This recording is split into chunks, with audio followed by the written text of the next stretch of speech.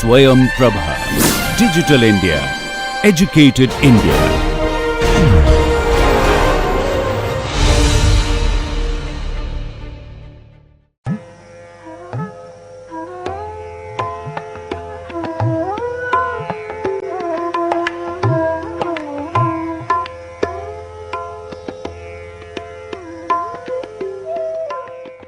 Friends, let us continue our discussion on kinetics of catalytic reactions, and to refresh our memory, our reaction is, let us say, A going to B. In this reaction there are two adsorption and desorption steps which we discussed last time.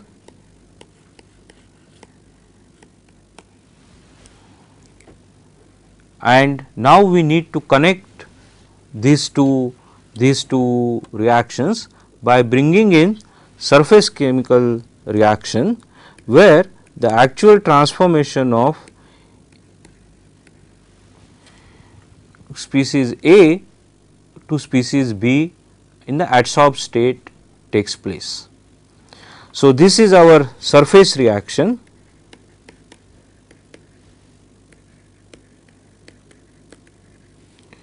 SR for short. Now, when there are surface reactions, there are various different possibilities.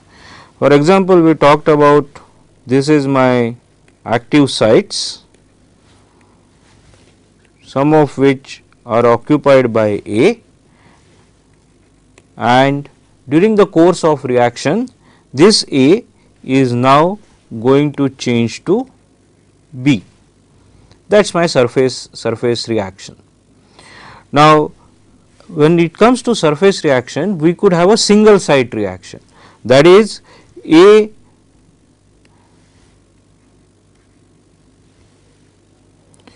adsorbed over here onto this site becomes B. So, that is one type of reaction. So, these are single site reactions.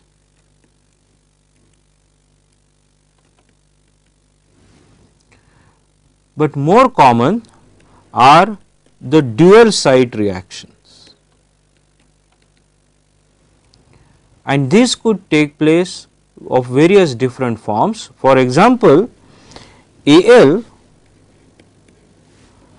so this Al could interact with a vacant site L, these two together, and this gives rise to product B. So, Al plus L gives rise to, let us say, a product Bl plus Cl. Okay, that is one type of surface reaction, dual site reaction.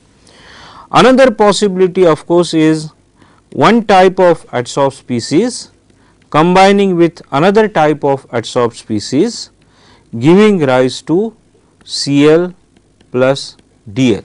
So, if the overall reaction is A plus B giving rise to C plus D, we could have this kind of reaction. There is also an possibility that an adsorbed species interacts directly with the reactant molecule. So, B is not strongly adsorbed, or its adsorption on the active site is not required, and it directly interacts with Al, and we get our desired product, let us say Cl plus Dl. These are what are called as radial Ele mechanisms. Radial Ele mechanism. So, adsorption of B is very weak and B directly interacts.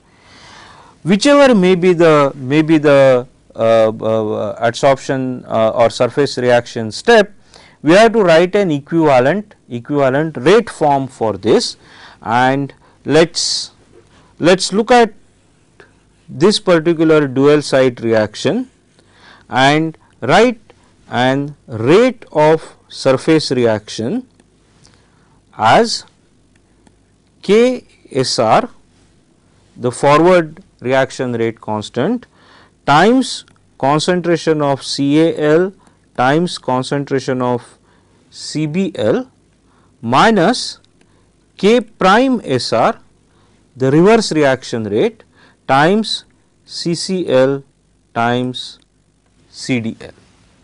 So, this now becomes our reaction rate as far as the surface reaction is concerned. This is still not the reaction rate of this overall reaction, but we are talking rate of individual reaction. So, we can also write this as taking KSR out, CAL CBL minus CCL CDL capital K SR, where capital K SR is nothing but KSR, this is nothing but KSR divided by K prime SR. The small k's are indicated as a kinetic rate constant. Capital K, let us make it somewhat different, capital K as indication of equilibrium constant. So, this is the equilibrium constant for this surface chemical reaction. Few additional points. For example, if you consider this particular reaction, and let us say that we have A adsorbed over here.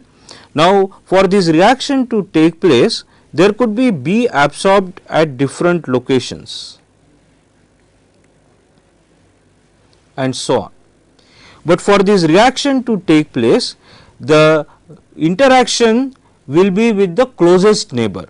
So, AL and closest BL will interact. This AL, for example, is unlikely to interact with this BL over here, which is far away from the AL species.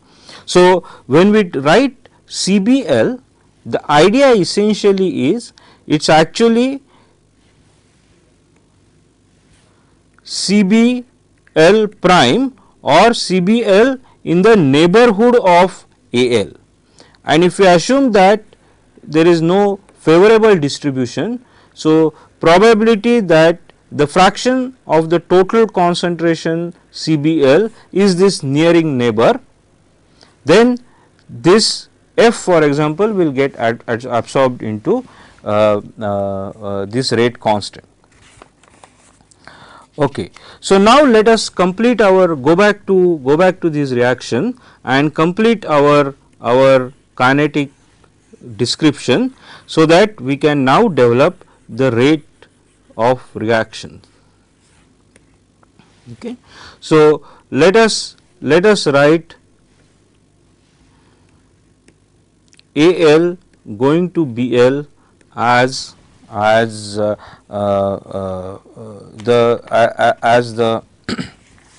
third step.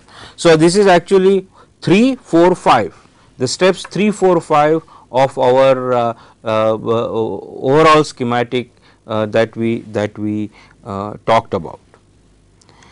So, now let us write down the rates of individual steps, so that we then put together the idea of determining the rate.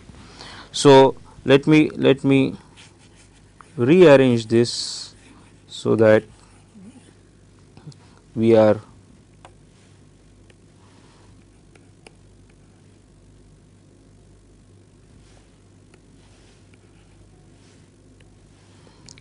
our overall reaction is A going to B, our adsorption stage is A plus L giving rise to AL, with the rate of this adsorption step.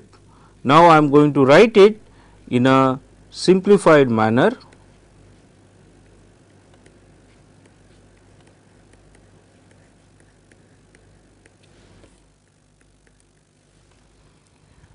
Where Ka, this is the rate constant, kinetic rate constant, and this is the equilibrium constant. Okay. So, we will follow the same terminology for all the rates. So, let us say that our surface reaction is Al going to Bl. So, we have we have rate of surface reaction which we just now wrote,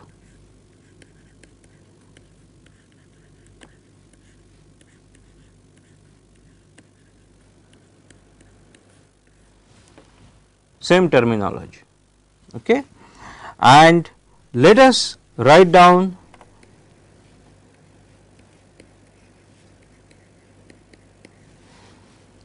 the rate of desorption,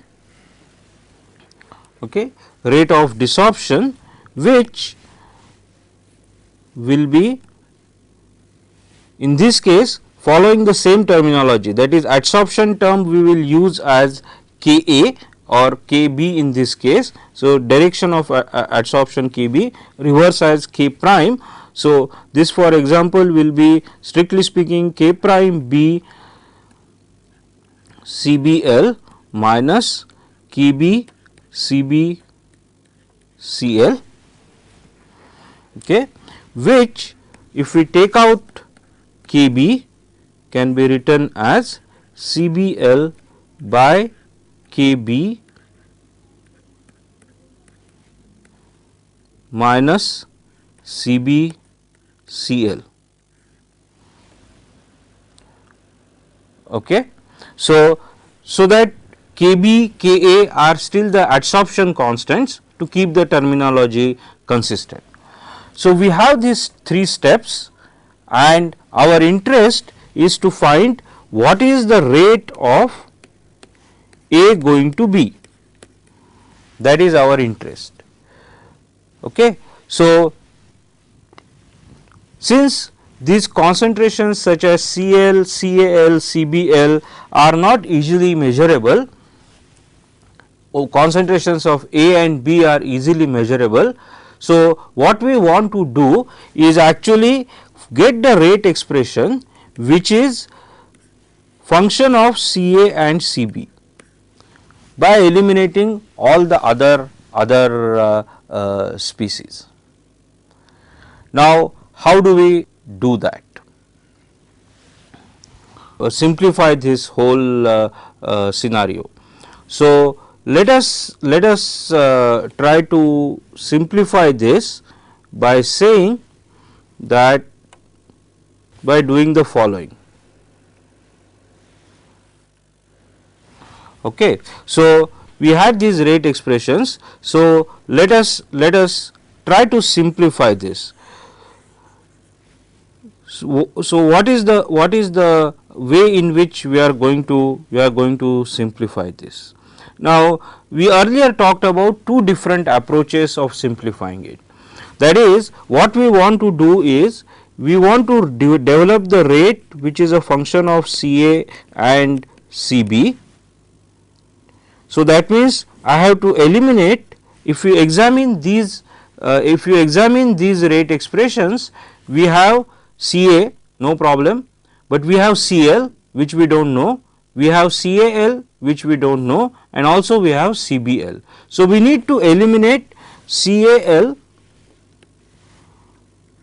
Cbl and Cl somehow from this rate expression. So, in order to do that, we are now going to invoke one of the 2 approaches, and we will start with adsorption or quasi equilibrium approach, because that is easier to deal with and therefore, naturally more common or more widely used approach. If you recall, what does this approach say? This approach says that if you have series of reactions as we have over here, the slowest of all these reactions is the rate determining step. Okay. So, the rate of my overall reaction is the rate of the slowest step, and because compared to a slow step such as the surface reaction, adsorption and desorption are very rapid and therefore, they reach equilibrium very fast. So, reaction 1 and reaction 3 are equilibrium, almost reached equilibrium, whereas reaction 2 is the slow steps that as compared to other reaction. So, let us therefore say the rate of my reaction, of this reaction, is the rate of my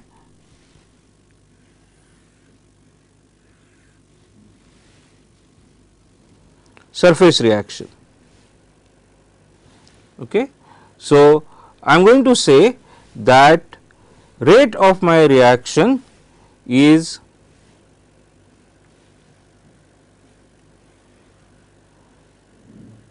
my surface reaction rate. Okay. This is my reaction rate. So, let me remove this, and that is the rate of my overall reaction. Now, we are going to say that adsorption desorption are at equilibrium. So, let me simplify now this rate expression and write my R adsorption is 0. Okay. Rate of adsorption is 0. Notice here I used the sign approximately, and there is a reason for that, because if you say that your adsorption rate is 0, the process has reached complete equilibrium, then the reaction rate itself will be 0, because no reaction can proceed if one of the reaction has reached equilibrium. So, then what is the meaning of equilibrium or quasi equilibrium? The quasi equilibrium means the following. As we wrote here,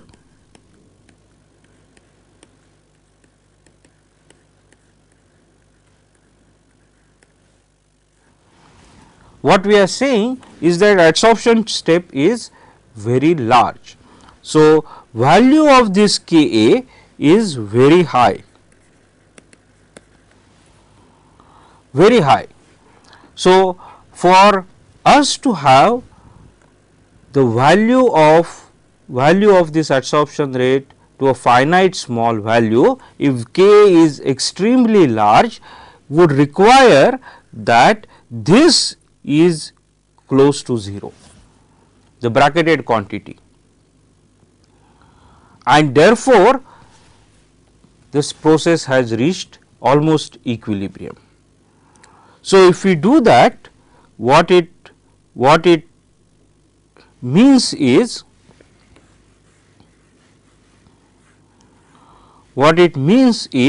that my CAL is equal to Ka adsorption constant Ca into Cl. So, this is the implication of quasi equilibrium.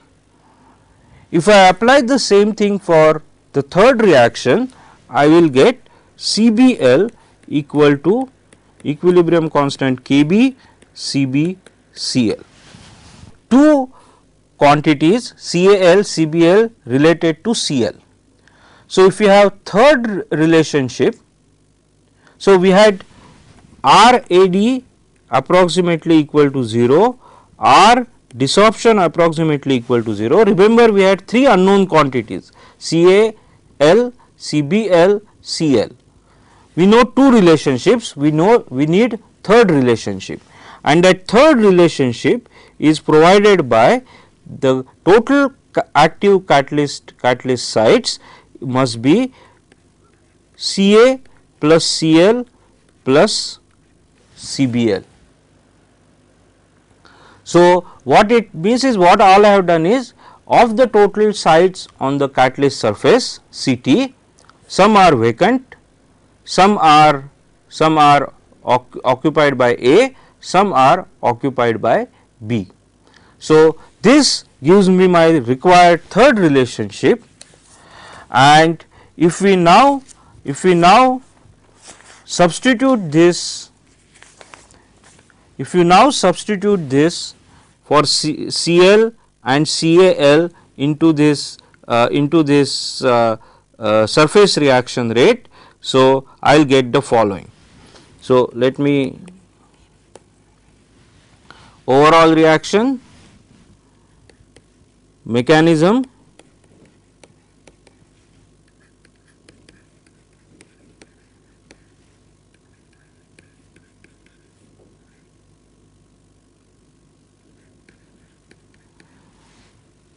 quasi equilibrium approximation,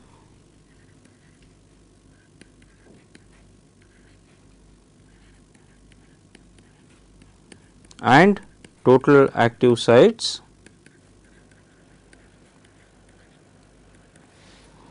and my rate of reaction with the assumption that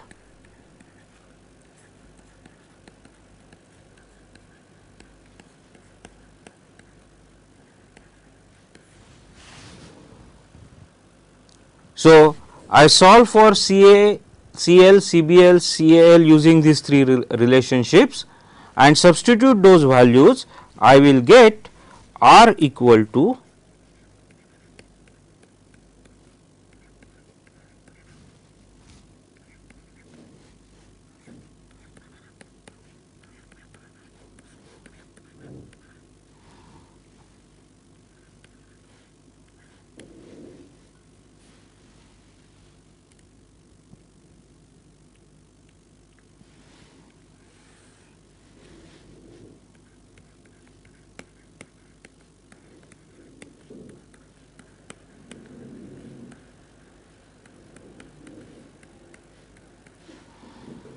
this as my kinetic rate expression. What is it? Ka Ksr Ct into Ca minus Cb divided by K equilibrium. What is K equilibrium? K equilibrium here is actually the product of the three steps in the reaction. The equilibrium constant Ka for adsorption step multiplied by the equilibrium constant Ksr for the surface reaction divided by the equilibrium constant of the adsorption of B. Okay. That is my equilibrium, and this is our thermodynamic property K equilibrium, delta G0 is equal to minus RT ln K equilibrium, that K equilibrium. So, now if we look at this particular rate expression, we find there are both equilibrium constants as well as the kinetic rate constants. Now, if we examine this more carefully, we find that there is a term Ct, that is the total active sites, and that also is not very easy to measure. So, that is typically absorbed into the rate constant, and write this whole expression. I will write this whole expression as for the reaction A going to B, the rate is the constant K times Ca minus Cb divided by K equilibrium, the whole thing divided by 1 plus Ka Ca plus Kb Cb. Now, if we examine this particular relationship, and you will find for other catalytic kinetics as well, the following structure emerges for the rate equal to some kinetic term multiplied by driving force divided by adsorption term.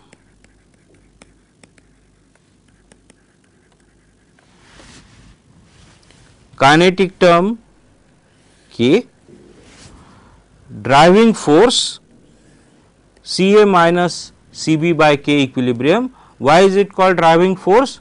Because at equilibrium this term is 0, that is K equilibrium is Ca Cb by Ca. So, for this reaction to take place, the driving force is the difference between Ca minus Cb divided by K equilibrium, and when the driving force goes to 0, reaction reaches equilibrium, the rate becomes 0. And this adsorption term is this whole term in the denominator. Why is it called adsorption term? If you recall, when we talked about adsorption and desorption phenomena, we had this term which arises from A plus L giving AL and so on. So, we have we have this kind of rate expression for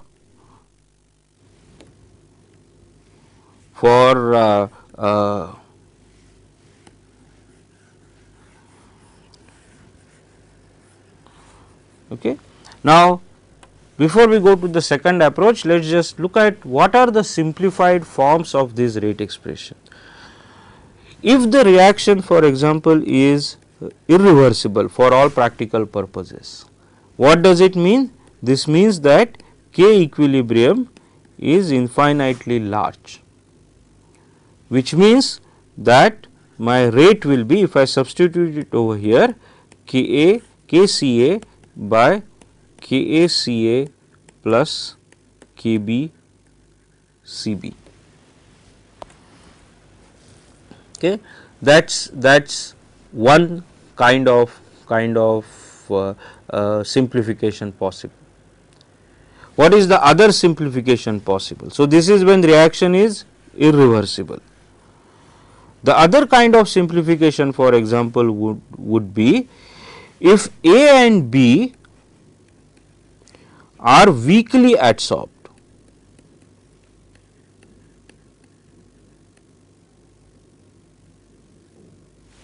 What does it mean? This means that Ka value, our equilibrium constant, and Kb value are small. If that is the case, then denominator terms are relatively small compared to 1, and we can simplify this as simply Ca minus Cb by K equilibrium. So, if the gases are weakly adsorbed onto the active site, we get this kind of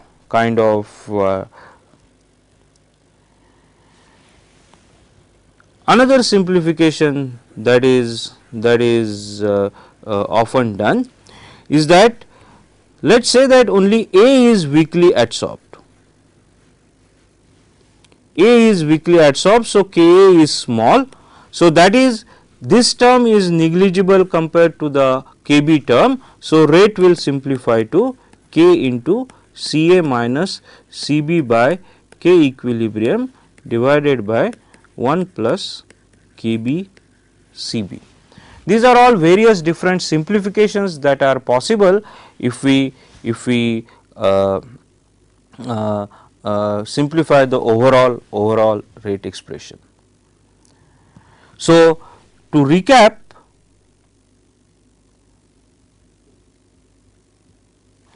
what did we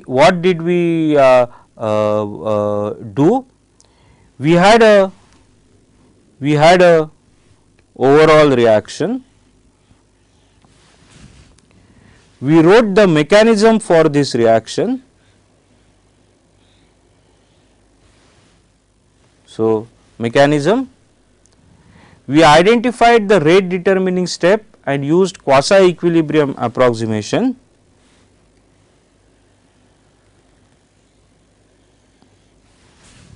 So, we had adsorption rate 0, almost 0, desorption rate almost 0, total site balance and the rate determining step giving us the rate of reaction, and simplified this little bit and got our overall rate reaction. So, 3 steps: step 1, step 2, step 3. Of course, the next challenge will be to experimentally verify this reaction rate, whether does it indeed follow this kind of form. If it is yes, then our mechanism is correct, step 1 we have not made any error, but if not, then we have made some error somewhere. So, we have to rework this entire exercise by assuming a different mechanism, making perhaps maybe different simplifications and so on and so forth. Now, it could very well happen that surface reaction is also fast compared to adsorption. So, desorption is the rate determining. If that is the case, then we will say RAD, RSR are almost equal to 0 and RDE is not equal to 0, and we will get a different kind of rate expression.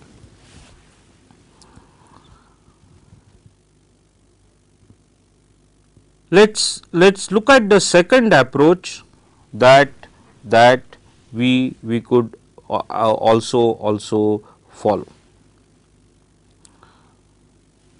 This is of course quasi steady state approximation. So, what is this approach? Let me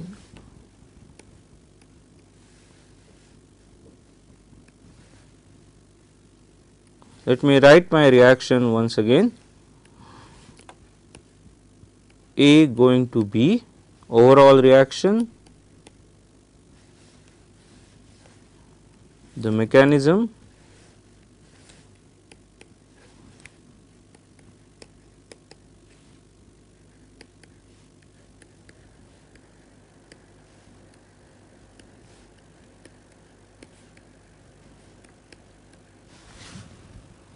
and now we are going to use quasi steady state approach. Our rate of this reaction is RAD, this is RSR and this is R desorption. Okay. So, we are going to now use quasi equilibrium or quasi steady state approximation to derive the rate expression. So, our objective is still to get R as a function of CA CB. Okay. So, to use quasi steady state approximation, watch this approximation. It says that some of the species in my reaction scheme are highly reactive.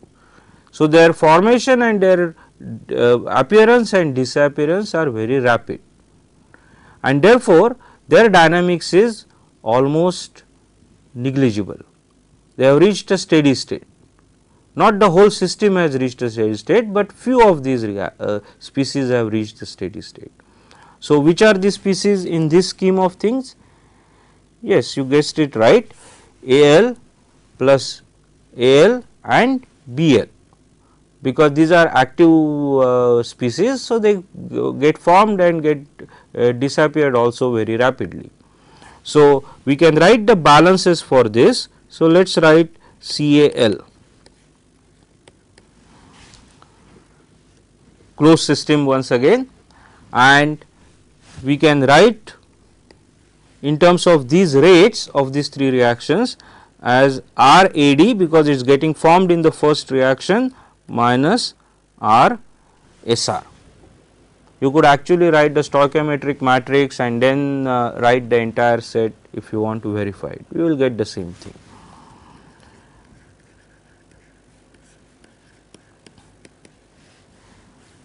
RSR minus R desorption for the species B. What is the rate of consumption of A minus R adsorption? What is the rate of formation of B R desorption? So, the entire set of mass balances for this species.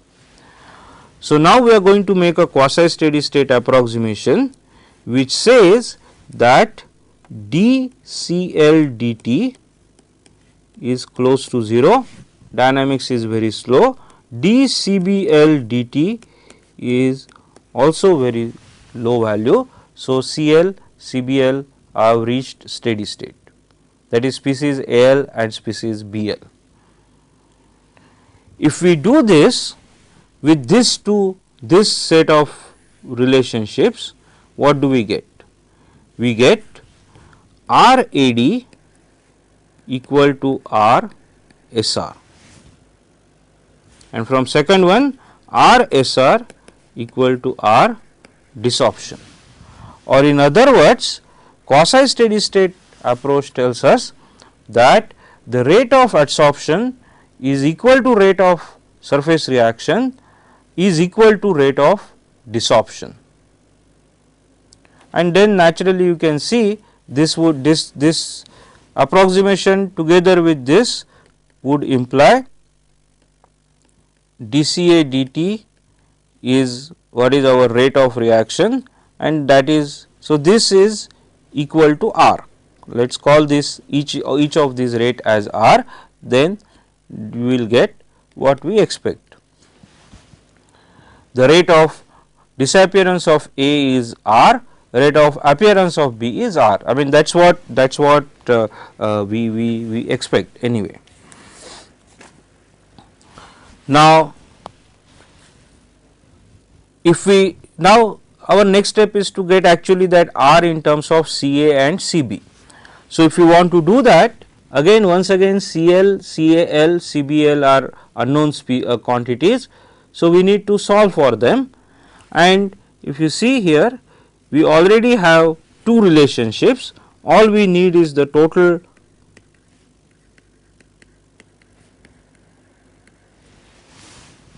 balance. So, we have three relationships, that is same active site balance that we used. We have three relationships and three unknown quantities. So, we can eliminate those, and if we do that for this particular reaction, we will get R equal to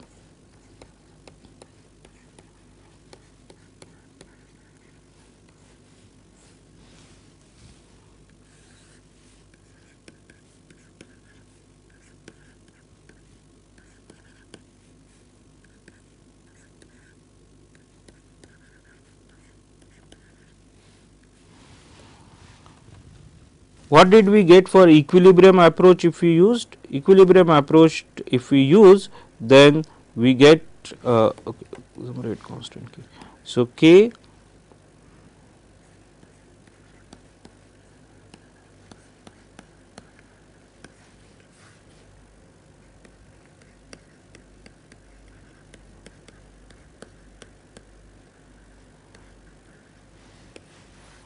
this is what equilibrium approach gave us, or quasi equilibrium. This is what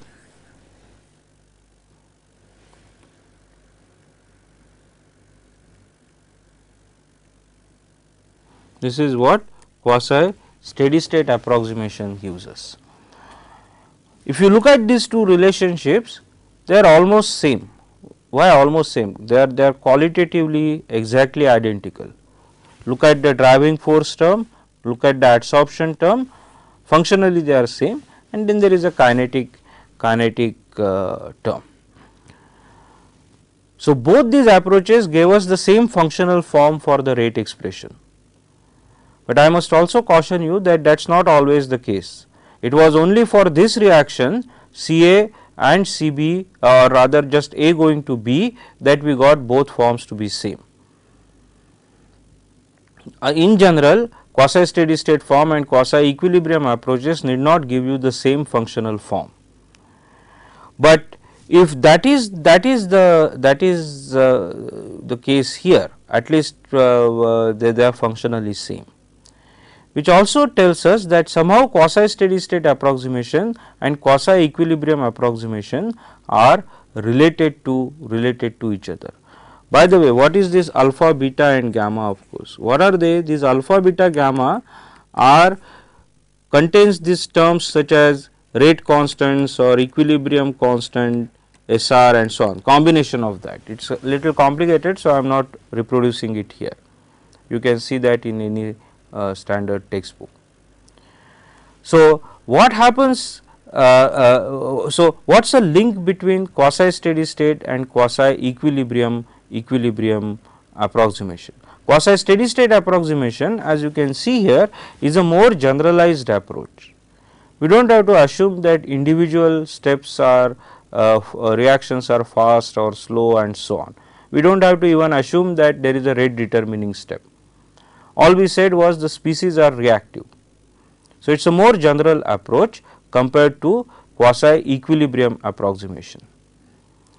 Now, what is the connection between the two? So, this is the simplified form of this particular rate expression. What did we assume in quasi equilibrium? In quasi equilibrium, we assumed that Ka and Kd, the kinetic rate constants of adsorption and desorption reactions, are very high.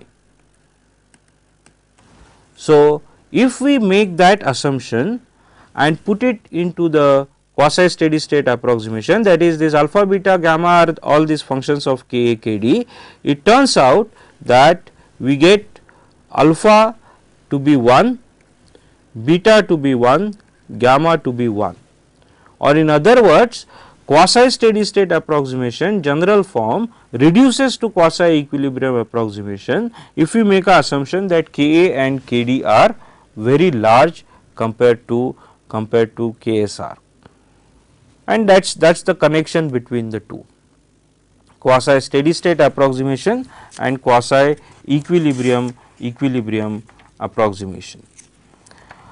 So, this in short is how we get the kinetics of the catalytic reactions. Let it be homogeneous catalysis, heterogeneous catalysis. Right now it is only the reaction. So, we are not worried about whether there are one phase or more phases present in the system. So, to summarize, for a catalytic reaction we get rate expressions which have kinetic term multiplied by driving force divided by the adsorption term. The adsorption desorption terms denote the strength of how strong or weak is the adsorption of A onto the or the reactants and products onto the surface. Surface reaction term determined by what kind of reaction that is taking place, whether it is a single site, dual site, or reaction of Riddle-Ely mechanisms such as adsorbed species and gas molecule, for example. So, we will conclude our session on kinetics of catalytic reaction, and in the next class we will look at last set of